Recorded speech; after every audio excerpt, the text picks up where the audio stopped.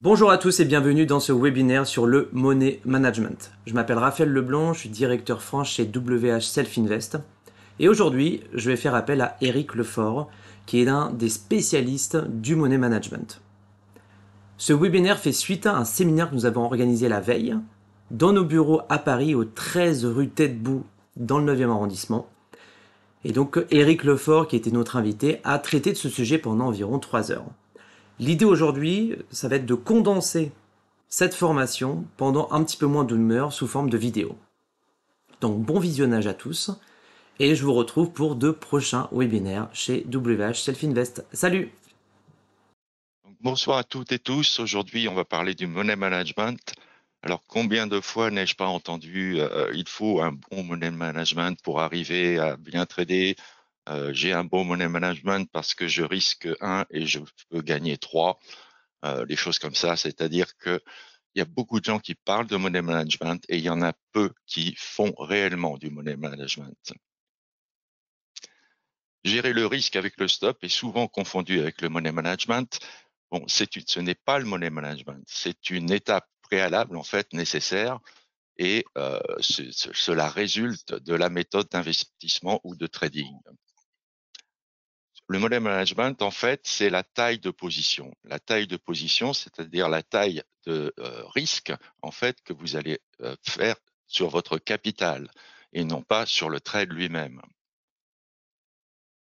Alors nous allons aborder donc deux aspects essentiels, c'est-à-dire la gestion initiale, la gestion de la taille initiale de position.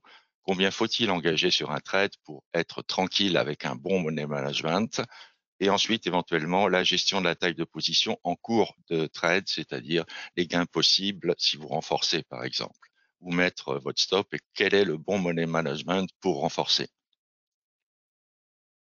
Pour ce faire, on va étudier une méthode qui est une méthode gagnante. Elle est choisie pour l'exemple, pour que vous puissiez avoir quelque chose de concret en visuel et non pas quelque chose d'entièrement théorique.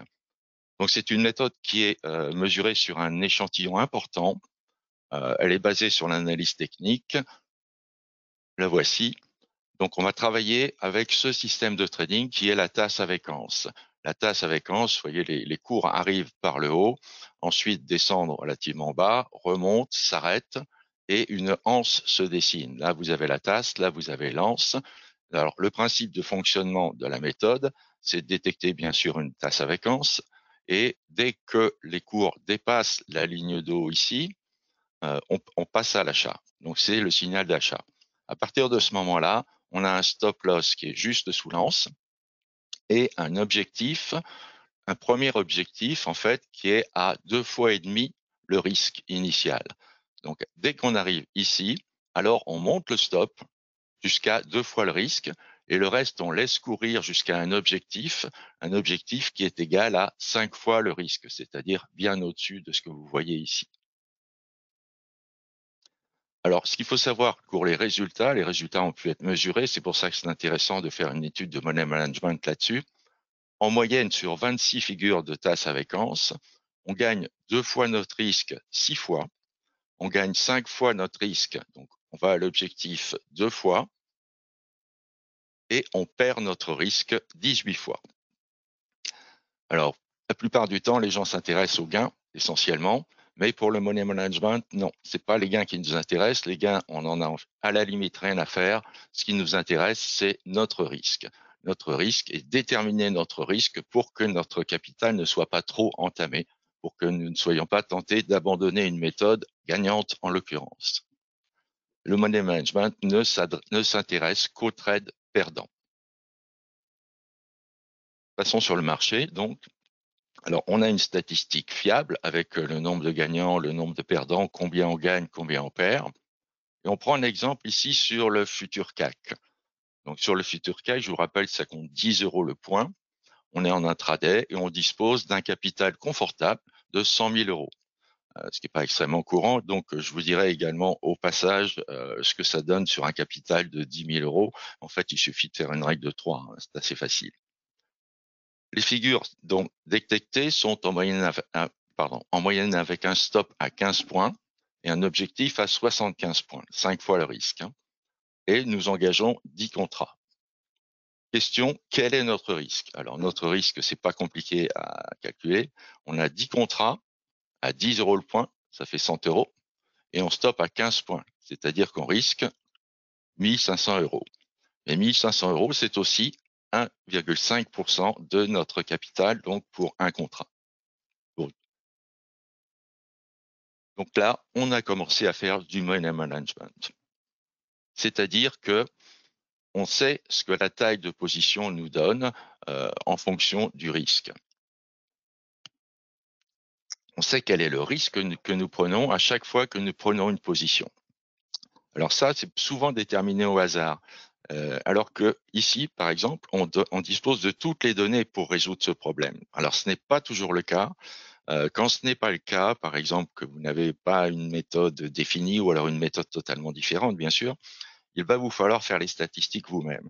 C'est-à-dire ne pas oublier d'avoir un carnet de trades, de bien noter vos trades et de vous intéresser particulièrement à vos trades perdants, aux proportions de trades perdants par rapport aux trades gagnants, de manière à savoir quel est votre pourcentage de trades perdants et ensuite savoir combien vous devez mettre pour survivre à une mauvaise série, donc combien vous devez engager de votre capital. Alors pourquoi la taille de position est importante? Parce que il existe toujours un risque de mauvaise série, c'est-à-dire qu'on peut éventuellement gagner 5 fois et perdre 10 fois, gagner une fois, perdre 10 fois, ou même perdre X fois d'affilée. Alors, quelles sont les données ici dont on dispose et quelles sont les deux questions à se poser? La première question à se poser, c'est combien suis-je disposé à perdre sur mon capital? C'est-à-dire que si j'ai un capital de 100 000 €, à partir de quel moment n'aurais-je plus confiance dans cette méthode? À partir de quel moment n'aurais-je plus envie d'appliquer cette méthode? Donc, à partir de quel moment je n'appliquerai plus une méthode gagnante finalement? Alors moi, chacun a sa sensibilité, bien sûr. J'ai considéré qu'une perte de 30% du capital constitue le maximum admissible, bien sûr financièrement, mais d'autre part psychologiquement, parce que psychologiquement, vous n'avez plus confiance en principe, une fois que vous avez perdu 30% de votre capital, vous n'avez plus confiance en cette méthode ou en votre méthode. Donc bien sûr ça diffère en fonction de la sensibilité de chacun, mais globalement, on peut dire que 30%, c'est à peu près ce qui est raisonnable pour éventuellement abandonner une méthode. Donc ça signifie qu'on ne veut pas perdre plus de 30 000 € pour un capital de 100 000 €, c'est-à-dire 3 000 € pour un capital de 10 000 €. La deuxième question à se poser, combien suis-je disposé à perdre par trade cette fois, hein, au maximum en pourcentage de capital? Alors, comment déterminer ceci? Une réponse donnée au hasard, c'est la plupart du temps ce qui se passe, malheureusement, quand on ne pratique pas de money management, serait souvent trop risqué dans la réalité parce qu'on veut survivre à des séries exceptionnelles, des séries de pertes exceptionnelles, et des séries de pertes exceptionnelles, il y en a toujours. Donc, ça peut être une énorme série noire, mais même si on a une énorme série noire, on ne veut pas perdre plus de 30% de notre capital, de manière à garder la confiance et à continuer à trader avec une méthode gagnante. Le problème des gens qui n'utilisent pas de money management, c'est que même s'ils ont une méthode gagnante, la plupart du temps, ils arrivent à perdre de l'argent et abandonner cette méthode. Alors, pour le trading des tasses à séquence, le risque, quelles sont les probabilités de perte en fait? Alors il faut savoir que là c'est particulièrement intéressant parce que les trades ne sont pas liés entre eux. Une tasse à séquence n'a aucun rapport avec la tasse à séquence suivante. Et quel que soit le trade, on a une probabilité de gain ou de perte qui est la même. Alors cette probabilité pour un trade, elle est de 18 enfin la probabilité de perte ici, hein, elle est de 18 sur 26. Hein. 18 fois sur 26, on perd avec cette méthode qui pourtant est une méthode gagnante. C'est-à-dire qu'on perd 69% du temps. Alors ça peut rebuter certains, effectivement, mais il y a des méthodes gagnantes, la preuve, il y en a même beaucoup, où on perd plus que 50% du temps. Alors le risque, on l'a vu, le risque pour un trade, mais maintenant, ce qui nous intéresse, ce sont les mauvaises séries. Donc, quelle est la probabilité de voir X trades perdants d'affilée? Eh bien, pour, par exemple, 2 trades perdants d'affilée, c'est 18 sur 26, notre probabilité sur un trade, puissance 2, c'est-à-dire multiplié par 18 sur 26. Pour un nombre X, pour avoir une série de X trades perdants, la probabilité sera de 18 sur 26 puissance X. Alors, au passage, une petite remarque. Il faut faire très attention à l'estimation intuitive que l'on a des probabilités. En fait, ici, vous avez un petit graphique qui vous montre la probabilité réelle en vert et la sensation, la surestimation ici des faibles probabilités, c'est-à-dire que nous avons tendance naturellement à surestimer les faibles probabilités. C'est-à-dire on a tendance à surestimer, par exemple, le gain que l'on peut obtenir par rapport au risque que l'on prend. Ici, c'est exactement ce qui nous intéresse. Et on sous-estime des probabilités qui sont fortes. Par exemple, on sous-estime la probabilité qu'on aille au stop. Donc ça, c'est quelque chose qu'il faut comprendre, c'est quelque chose qui psychologiquement est dans notre tête, qui nous pousse à prendre des risques, en fait, la plupart du temps exagérés. Donc il est beaucoup plus intéressant de s'intéresser à cette ligne-là, qui est la ligne des probabilités réelles, plutôt qu'à nos sensations qui nous donnent une vision déformée des probabilités. Alors voilà le tableau suivant. Ici, c'est le tableau de le pourcentage de chances que nous ayons une série de X trades perdants. Ici, par exemple, pour 8 trades perdants d'affilée, la probabilité de rencontrer une série de 8 trades perdants d'affilée est de 5,3%. Pour 9 trades, c'est 3,7%. Donc, plus on augmente la longueur, évidemment, moins la probabilité de rencontrer ce type de série est forte. Et on arrive rapidement à des probabilités inférieures à 1%, c'est-à-dire 13 trades perdants, 0,8% de chance de rencontrer ceci, 14 trades perdants, 0,4, 15 trades perdants, 0,2. Je me suis arrêté là quand même. Le monsieur que vous avez ici s'appelle William Shakespeare et il a dit « Ce qui est improbable n'est pas impossible ».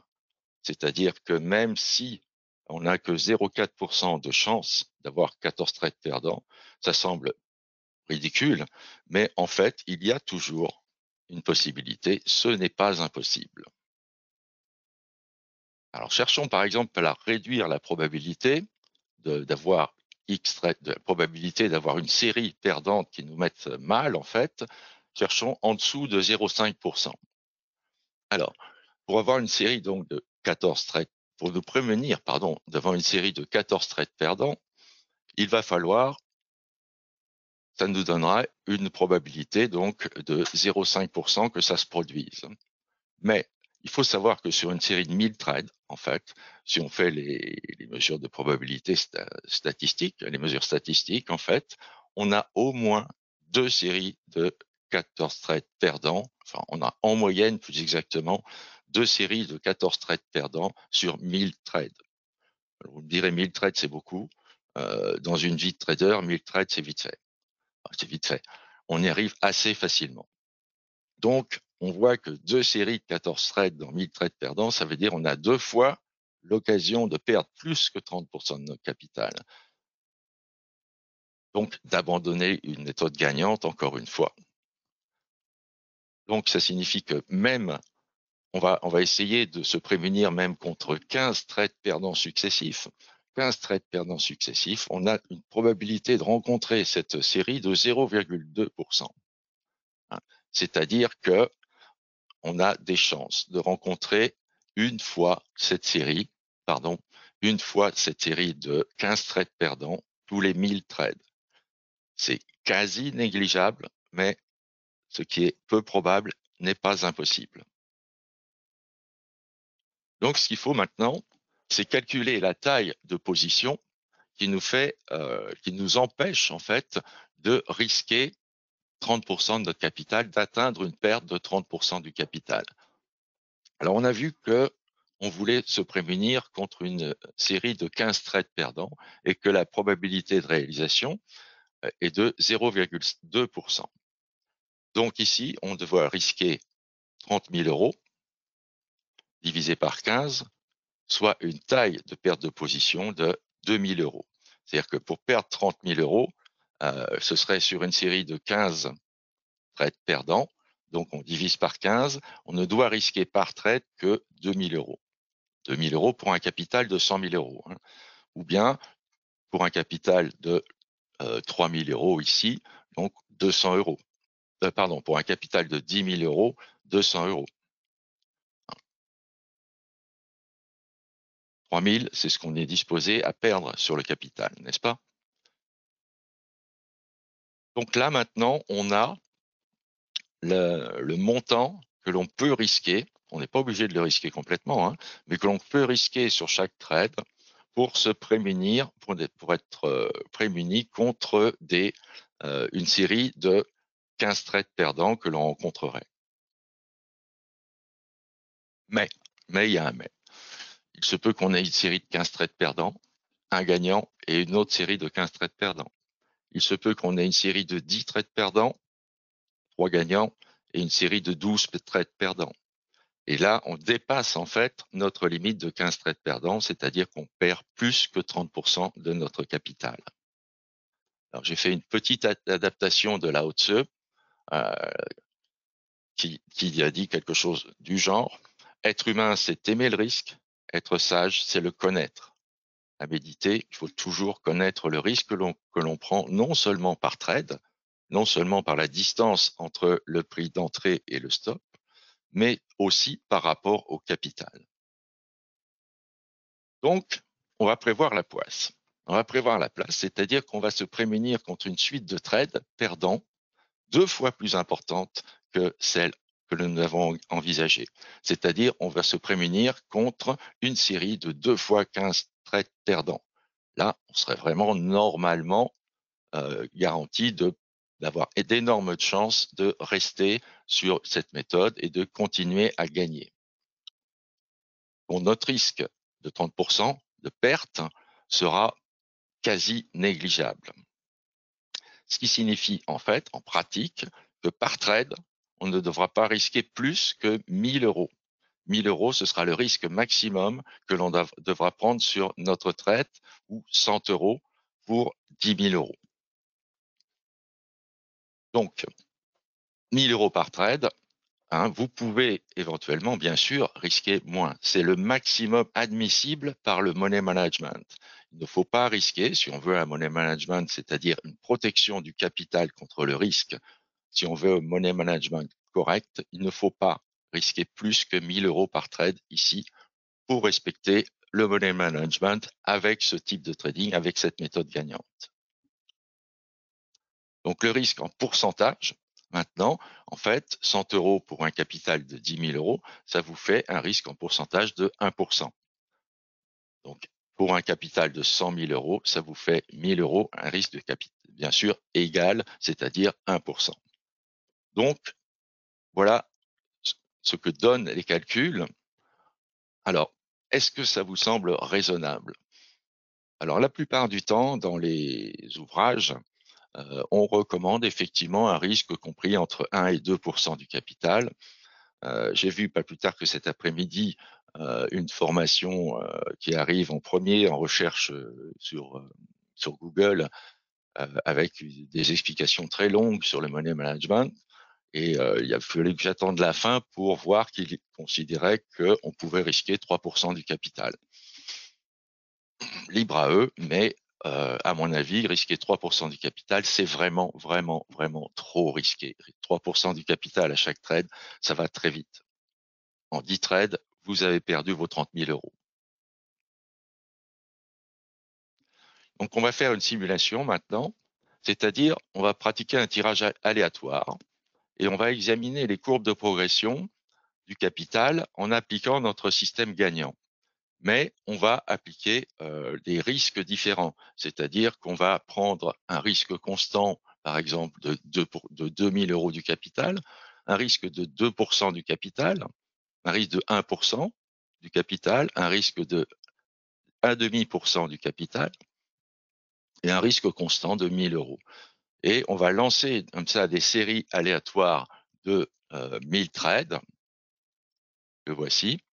Hop, la survie de Money Management à 0,50% du capital, la survie de Money Management à 2% du capital et les constants 1000 euros et 2000 euros. C'est-à-dire que là, vous voyez, vous avez le nombre de trades, on fait 1000 trades, donc on part avec un capital de 100 000 euros, à 70 000 euros, on arrête, ou si on est monté jusque-là et qu'on perd 30% du capital que l'on avait donc au maximum, on arrête également. Donc là, vous voyez que sur cette simulation-là, cette simulation de 1000 trades, nous avons deux money management qui survivent. Le money management où on ne risque par trade que 0,50% du capital en gris, et le money management où on a un risque constant de 1000 euros. Par contre, si on risque 1% du capital, au départ, tout se passe bien, puis arrive un moment, on a une série de pertes suffisantes pour nous faire perdre 30% de notre capital, et à ce moment-là, on est éjecté, c'est-à-dire qu'on arrête de trader, on arrête de pratiquer une méthode gagnante, ce qui est quand même un petit peu dommage. On fait une deuxième simulation, c'est pas la même, mais ça se passe de la même façon, c'est-à-dire que vous voyez, même avec un risque de 2% du capital, c'est la courbe en bleu, la courbe de capital en bleu, on arrive à monter très vite au départ, plus vite que les autres, mais aussi la descente est beaucoup plus rapide que les autres, bien sûr, puisqu'on risque plus par trade. Donc c'est assez facile avec 2% du capital de perdre les 30 000 euros qui nous font arrêter de trader en fait. J'essaye d'autres simulations. Donc là, vous voyez, par contre, les 1% du capital, si on risque 1% du capital, la courbe en jaune, eh bien, pour l'instant, on arrive à tenir. C'est-à-dire que là, ça se passe bien pour 1% du capital et ça se passe bien pour 0,50% du capital. Là également, ça se passe bien aussi, bien sûr, sur le risque constant de 1000 euros. Bien sûr, parce que à partir du moment où on risque 1% du capital et que ça se passe bien, si on risque 1000 euros, qui est 1% du capital de départ, hein, effectivement, là, à ce moment-là, ça se passera forcément bien.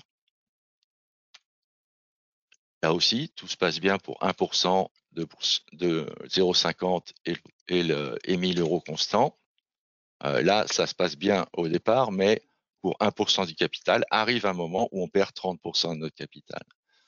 Donc, vous voyez que si on fait des séries comme ça de 1000 trades consécutifs, en se protégeant avec un money management qui nous dit de ne risquer que 1% de notre capital, eh bien, on arrive quand même à avoir à un moment des séries de pertes qui entraînent une perte sur notre capital qui est trop grande, qui est supérieure aux 30 000 euros, donc qui nous fait abandonner en quelque sorte.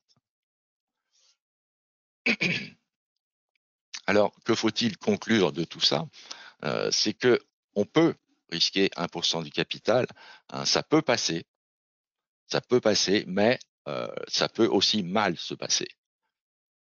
Ce qui survit pratiquement dans tous les cas, c'est 0,50% du capital. Même si le gain est moins important, au moins on survit, on continue à pratiquer une méthode gagnante.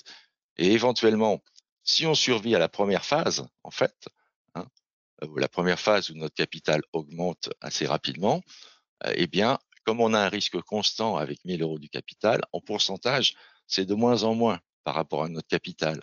1000 euros sur 100 000 euros, ça fait 1%. Mais si on continue à 1000 euros sur 170 000 euros, ça fait beaucoup moins déjà. Donc c'est pour ça qu'on arrive plus facilement à survivre avec un risque constant à 1000 euros qu'un risque à 1% du capital. Donc en fait, moi je considère qu'il est préférable de tendre vers un risque de 0,50% du capital, ce qui ne va être possible que si vous avez un capital suffisant, car malheureusement, si vous avez un capital de 2000 euros, ça vous fait passer votre stop au maximum à 20 points. 20 points pour un contrat, hein. Donc 20 points, c'est vraiment pas beaucoup. Donc vous avez d'énormes chances de vous faire stopper si vous vous limitez en fait à 20 points. Et si vous ne vous limitez pas à 20 points, c'est que vous prenez un risque supérieur, un risque qui va atteindre 2%, 3%. Et là, vous êtes quasiment sûr à un moment de perdre 30% de votre capital.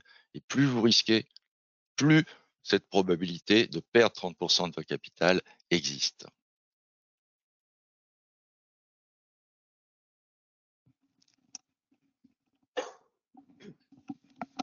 Pardon. Donc, on a fait notre tirage aléatoire. Et maintenant, vous savez, en fait, monter un money management. Pour monter un bon money management, il faut procéder par étapes. Il faut déjà chiffrer ce que vous admettez éventuellement de perdre sur votre capital total. Ici, on a dit que c'était 30%, mais pour vous, ça peut être 20% ou 40%. Si vous perdez 50% de votre capital, psychologiquement, il y a de fortes chances que si vous continuez, vous alliez à 100%. Donc, il faut vraiment savoir s'arrêter à un moment et se remettre en cause complètement, c'est-à-dire remettre en cause sa méthode. Si on a ou bien une méthode qui est pas bonne, ou bien un money management qui est trop risqué. Donc, dans un deuxième temps, il faut chiffrer en fonction du risque admissible sur le capital la probabilité de chiffrer dans un premier temps la probabilité de mauvaise série. Ça peut se faire sur votre cahier de trade. Si vous tenez un cahier de trade, vous savez combien de trades vous avez perdu, combien de trades vous avez gagné avec votre méthode. Et au bout d'un certain temps, vous avez une estimation à peu près correcte de votre pourcentage de perte. Donc, à partir du moment où vous avez votre pourcentage de perte, là, vous pouvez chiffrer une probabilité de mauvaise série. Mettons que vous ayez 6 chances de perdre sur 10, eh bien, si une mauvaise série de 15, ce sera 6 chances sur 10, multiplié par 6 chances sur 10, multiplié par 6 chances sur 10, etc. 15 fois, par exemple. Mais quand vous avez trouvé cette probabilité de mauvaise série, vous pouvez même la doubler ou même quelquefois la quadrupler, cette probabilité, de manière à être vraiment, vraiment quasiment sûr de rester sur le marché, de rester en vie sur le marché. Et maintenant, et donc alors, et alors seulement, vous pourrez déterminer la taille maximum de la position à adopter. Et bien sûr, il vous restera ensuite, en fait, donc ça c'est le money management, on a vu tout le money management, c'est pas très compliqué sur le fond, hein, mais c'est très compliqué à tenir. Et il faut, une fois que vous avez déterminé ce money management, il faut vérifier que votre système reste intéressant à travailler. C'est-à-dire que si le spread vous mange tout, les frais vous mangent tout, parce que vous gagnez trop peu par trade, eh bien c'est pas la peine, par exemple, de continuer avec cette méthode. Il faut en chercher une autre. Si c'est votre méthode, celle que vous appliquez, eh bien il faudra également en chercher une autre, tout simplement. Enfin, tout simplement. Alors, c'est assez ennuyeux de faire tous ces calculs à chaque fois qu'on prend un trade, etc. Donc, je vous ai fait un petit indicateur de money management qui est assez simple en fait. Il vous permet de faire apparaître sur votre graphe la zone de money management, c'est-à-dire la zone admissible, enfin la zone, oui, où vous pouvez mettre votre stop. C'est-à-dire votre stop, si vous achetez ici par exemple, vous pouvez le mettre partout ici. Hein. Mais si vous estimez qu'il faut un stop en dessous de cette bougie, par exemple, donc un stop ici, eh bien non, ça ne rentre pas dans le money management, donc ce n'est pas possible de faire le trade. Attention, ce n'est pas possible de faire le trade. Hein. Ne dites pas il est possible de faire le trade. Eh ben, si je remonte mon stop, non, non et non. La détermination du stop se fait au départ et il n'est pas adaptable au money management. Le money management vient par-dessus pour vous dire oui, c'est faisable, je respecterai mon money management, j'aurai moins de risques de perdre mon capital, ou non, ce n'est pas faisable. À partir du moment où il dit non, ce n'est pas faisable, eh bien, on ne fait pas le trade, tout simplement, ou alors on attend pour pouvoir le faire. Donc, le stop n'est surtout pas déterminé par la zone de money management. Alors, pour cet indicateur, il y a des paramètres qui sont extrêmement simples, mais effectivement, il y a des choses qu'il ne peut pas connaître. Hein. Voilà les paramètres de l'indicateur qui s'appelle Mogalev Money Management. Alors, il faut le dire à la plateforme parce que l'indicateur, plus exactement, parce qu'il n'est pas capable d'aller chercher ça sur la plateforme, il faut lui dire quel est votre capital en euros. Donc, vous lui indiquez votre capital. Dans un deuxième temps, il faut lui dire le pourcentage de risque que vous admettez sur ce capital. Ici, par trade, pourcentage de risque par trade. Ici, on va risquer éventuellement 0,7% de notre capital. Et enfin, il faut lui dire le nombre de supports que vous prenez. Par exemple, un futur, ou un CFD, ou 100 actions, ou X en Forex, 100 000 en Forex. Vous voyez, il faut lui dire ce que vous engagez dans le trade. Donc là, ça se fait avec le paramètre Trade Quantity. À partir du moment où ces trois paramètres sont rentrés, ce qui est quand même assez simple, vous avez la zone de money management qui s'affiche sur votre graphe. Maintenant, il y a un autre paramètre tout simple parce que peut-être que cette zone de money management, vous n'avez pas besoin. Vous n'avez pas besoin à tout instant. Ça risque plutôt de vous brouiller le graphe, de rajouter un truc dont vous n'avez pas besoin. Vous n'en avez besoin que à partir du moment où vous avez déterminé que vous allez rentrer et que vous allez mettre un stop quelque part. Donc, il y a possibilité d'afficher, en fait, de montrer les niveaux de money management, ici yes, en fait, ou de ne pas les montrer no. Donc, la plupart du temps, on est à no, on ne les montre pas, mais éventuellement, quand vous en avez besoin, vous affichez la zone de money management. Donc, par exemple, on va dire que j'ai un capital de 10 000 euros ici. Je ne veux pas dépasser un risque de 0,50%.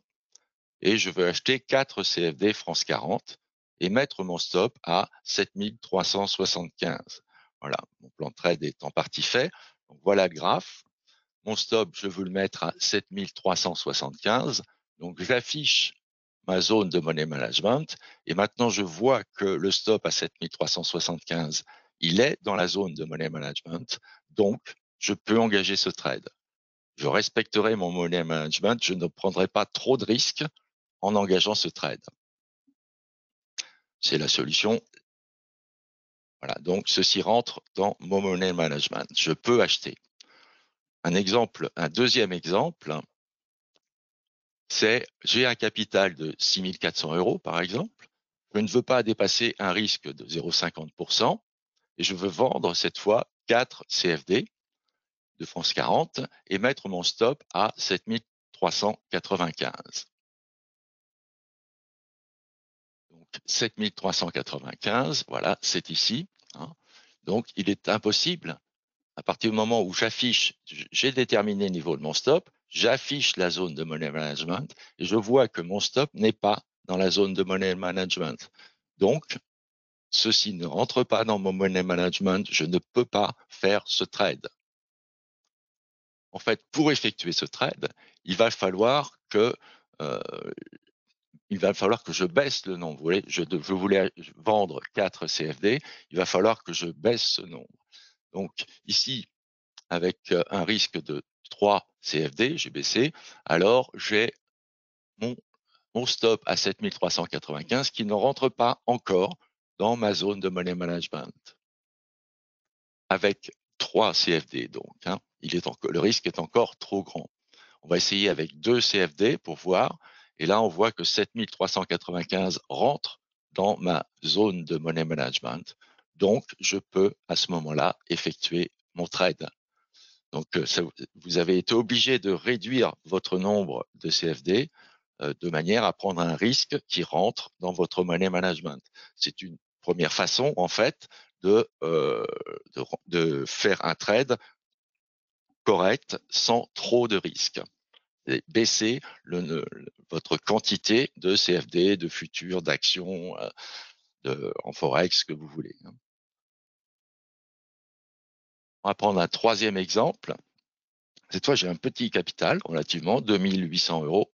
Je ne veux toujours pas dépasser 0,50% de risque et je veux vendre un CFD France 40 et mettre mon stop à 7395. Qu'est-ce que ça donne? Voilà. Donc, je veux vendre un CFD, je vais mettre mon stop à 7395. Ça ne rentre pas dans ma zone de money management. Alors, vous allez me dire, oui, mais c'est pas beaucoup. Oui, pas beaucoup, effectivement, si on se met ici. Mais si on se met un petit peu au-dessus, c'est pas beaucoup au-dessus, et encore un petit peu au-dessus, c'est pas beaucoup au-dessus. Non, il faut une limite. Il faut vous imposer la discipline de respecter la limite de money management. Ici, en l'occurrence, vous êtes hors de limite, même si c'est à un demi-point près, vous êtes hors de la limite. Faut pas faut toujours suivre ces règles de sécurité. Sinon, vous avez de fortes chances de devenir de plus en plus lâche et finalement de plus respecter aucune règle de sécurité. Donc, ceci ne rentre pas dans mon money management, donc je ne peux pas faire ce trade. Alors, y a-t-il une solution? Eh oui. Pour effectuer ce trade dans des conditions de sécurité, il faut que j'attende un cours favorable. Je vous rappelle, je veux vendre avec un stop à 7395. Ici, les cours ont légèrement monté. Ça suffit pour que mon stop à 7395 rentre cette fois dans mon money management. Donc, à ce moment-là, je peux engager mon trade avec mon stop à 7395. Donc, vous voyez, ce n'est pas parce que votre stop n'est pas dans les cours que vous ne pouvez pas du tout faire ce trade, mais vous devez éventuellement attendre une possibilité de cours qui vous permettent de rentrer votre stop dans le money management. Donc, en conclusion, vous êtes désormais en mesure de surtout ne pas confondre la gestion du risque avec le stop, avec le money management, d'établir un money management en connaissance de cause, c'est-à-dire que vous saurez le risque que vous prenez, vous saurez que vous avez quand même quelques chances d'être sorti du marché par des mauvaises séries. Il faut que ces chances soient bien sûr le plus réduites possible. Et donc, de la décision de votre risque de money management va dépendre en fait vos chances de basculer côté gagnant ou bien de basculer côté perdant. Donc, vous pouvez choisir de pratiquer un money management ou pas, sachant que le ou pas vous conduit quasiment, sûrement, à la perte, à la mort sur le marché en fait. Voilà, je vous remercie. J'espère que j'ai avoir été clair et je vous dis à bientôt. Alors, le problème, c'est qu'on a été coupé, bien sûr. Raphaël, tu as possibilité de reprendre le contrôle du son éventuellement. Et moi, j'ai un petit problème pour voir les questions. Donc, si tu peux me donner les questions qui ont été posées.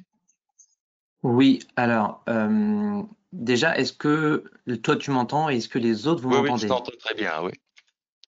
Ok. Euh, En termes de questions, laisse-moi. Bon, est-ce qu'on demande s'il y aura un replay? Oui, et on va le couper de manière à ce que tout soit assez Voilà, ok. fluide. Oui, oui. Euh, Ça va faire un peu de travail, mais c'est faisable. alors, il y a une remarque par rapport à mon avis, au tableau Excel, c'est qu'il y a un des participants qui trouvait que 1% était hyper serré. Oui. Je suppose que ça doit être le pourcentage de risque Le sur la poste, position ouverte. voilà, c'est effectivement très serré. C'est ce que j'ai dit au passage dans le webinaire, c'est-à-dire que 1%, vous avez des chances de rester sur le marché.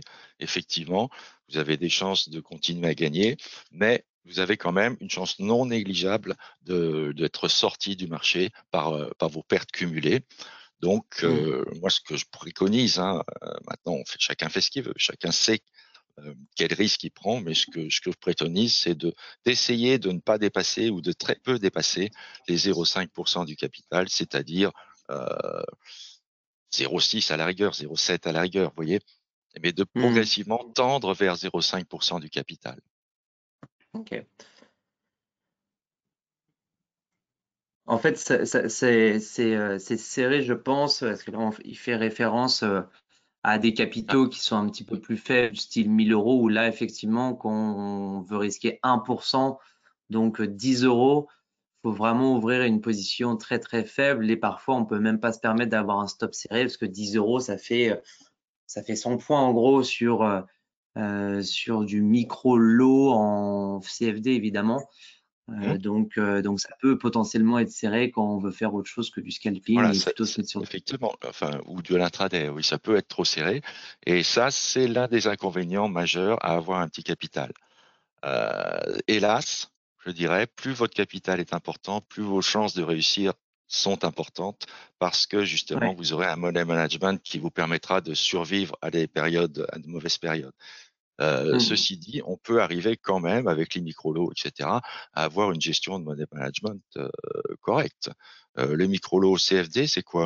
C'est un dixième de CFD classique. Le micro-lot, c'est oui, un dixième de CFD classique, donc généralement c'est un dixième du cours. Donc si le DAX est à 15 000, eh bien un micro-lot, ça correspond à 1 500 euros, donc c'est comme si on était à 10 centimes du point. Oui, c'est ça. Donc ça vous laisse quand même une marge relativement importante. Oui. C'est équivalent à une marge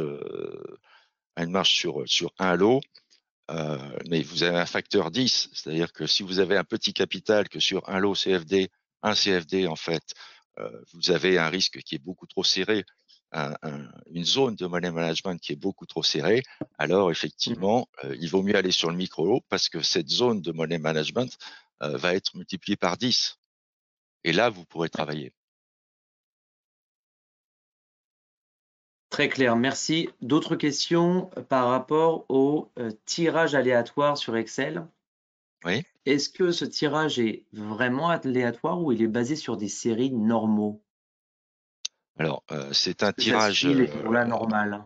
hmm, c'est un tirage aléatoire d'Excel. C'est-à-dire que ça ne correspond pas à un vrai tirage aléatoire qui est beaucoup plus compliqué à obtenir hein, qu'avec qu'avec Excel ou les tirages informatiques classiques en fait. Donc, Mhm. mais ça s'approche quand même de la vérité.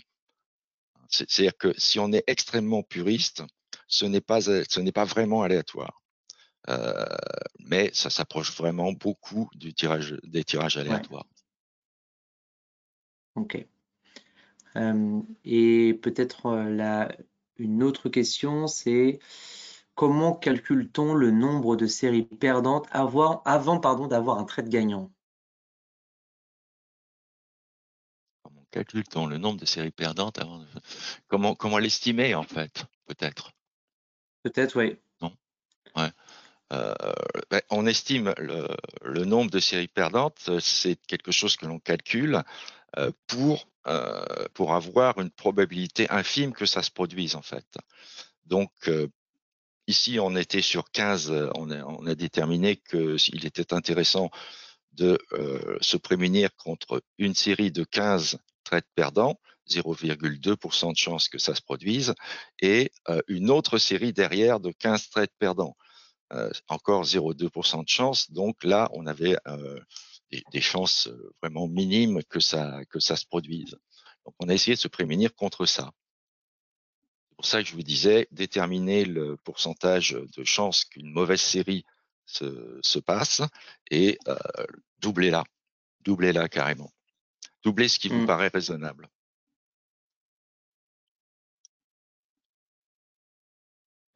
Super. Bah, écoute, Eric, je pense qu'on en a fini avec les questions. Merci à toutes OK. et à tous d'avoir participé à ce webinaire qui a duré du coup une petite heure.